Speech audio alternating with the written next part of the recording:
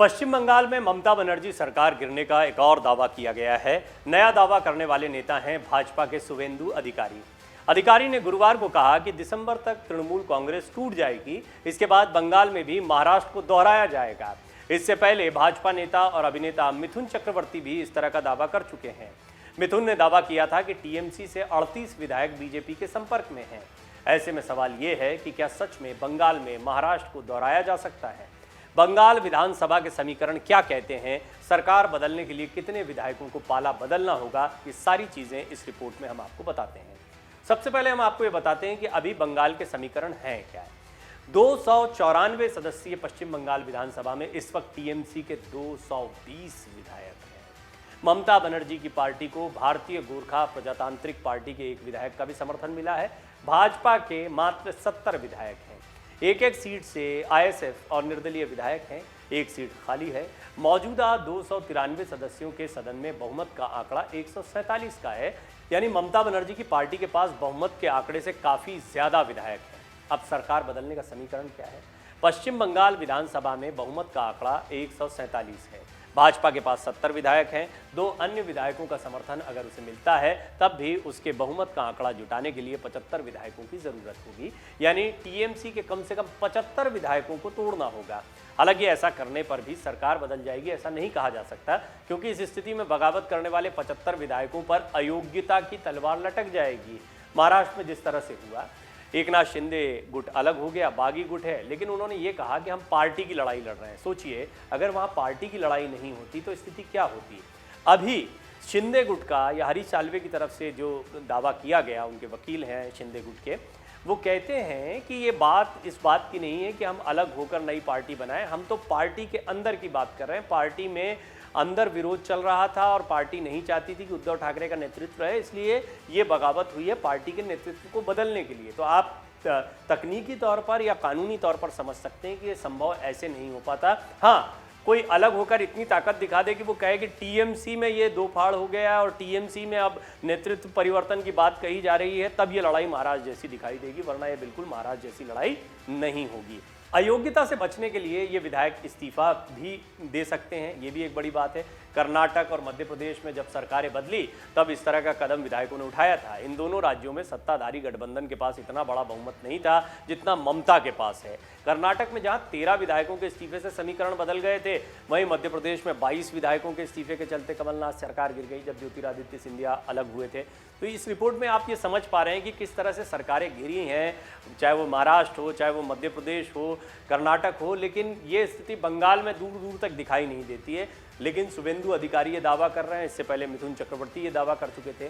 बंगाल में अगर विधायकों के इस्तीफे से सरकार बदलने की कोशिशें होती हैं तो बहुत बड़ी संख्या में विधायकों को इस्तीफा देना पड़ेगा।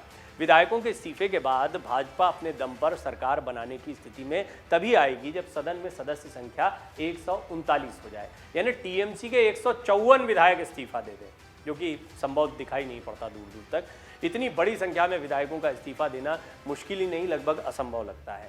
अब शुवेंदु अधिकारी तो महाराष्ट्र मॉडल की बात कर रहे हैं, वो कैसे हो सकता है और ये किस तरह से उन्होंने ये दावा कर दिया है। महाराष्ट्र में शिवसेना के 2/3 से ज़्यादा विधायकों ने अपनी ही सरकार के खिलाफ बगावत कर दी थी।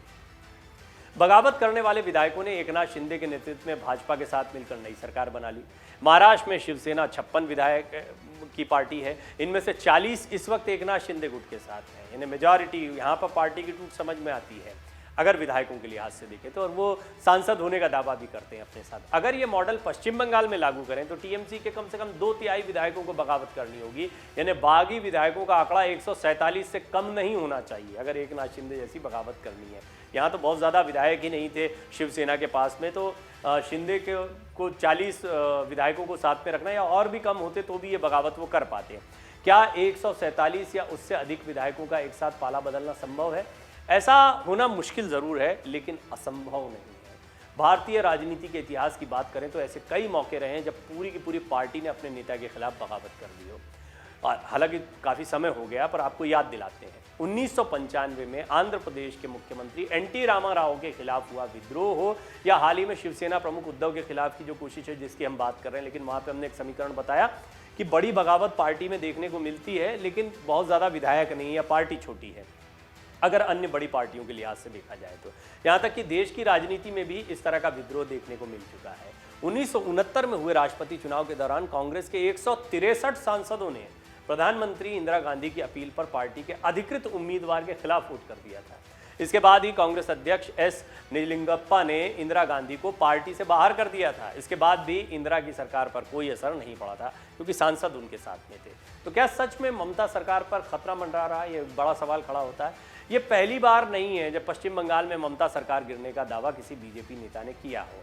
इससे पहले जैसा हमने आपको बताया, मिथुन चक्रवर्ती भी इस तरह का दावा जुलाई में कर चुके हैं। यहाँ तक कि खुद मुख्यमंत्री ममता बनर्जी भी कह चुकी हैं कि भाजपा ईडी और अन्य एजेंसियों की मदद से राज्य में विपक्ष की सरकार गिराने के काम कर रही है, वो बंगाल में ऐसा नहीं कर पाएंगे। राजनीतिक विश्लेषक मानते हैं कि इन बयानों से साफ है कि ममता को भी इस तरह की आशंका है। वहीं दूसरी ओर बीजेपी के इन दावों को टीएमसी नेतृत्व से असंतुष्ट विधायकों को अपनी ओर करने की कोशिश के तौर पर भी देखा जा सकता है। ये बहुत महत्वपूर्ण होता है, एक साइकोलॉजिकल गेम है। जब इस तरह की बात कही जाती है तो पत्ते नहीं खुले होते हैं। बहुत सारे विधायकों को नहीं पता होता है कौन किसके साथ में, लेकिन सुगबुगाहट होती है। ईडी की कार्रवाइयां जिस तेजी से बढ़ी हैं और ममता बनर्जी खुद कहती हैं कि विपक्ष को कमजोर करने के लिए उन राज्यों में जो गैर बीजेपी शासित राज्य हैं वहां पर इस तरह की कार्रवाइयां हो रही हैं और विपक्ष को डराने की कोशिश की जा रही है, लेकिन हम डरेंगे नहीं। जब वो इस तरह की बात कहती हैं या फिर वो ये कहती हैं कि अगर मेरे दरवाजे पर ये जांच टीमें आ जाएंगी तो आप लोग क्या करेंगे, क्या आप इन्हें रोकेंगे नहीं, आप सड़कों पर नहीं आएंगे, इस तरह की बात जब वो कहती हैं तो कहीं ना कहीं ममता बनर्जी खुद तक जांच की आंच पहुंचने की आशंका को भी व्यक्त करती हैं या इस डर से वो इनकार नहीं करती हैं।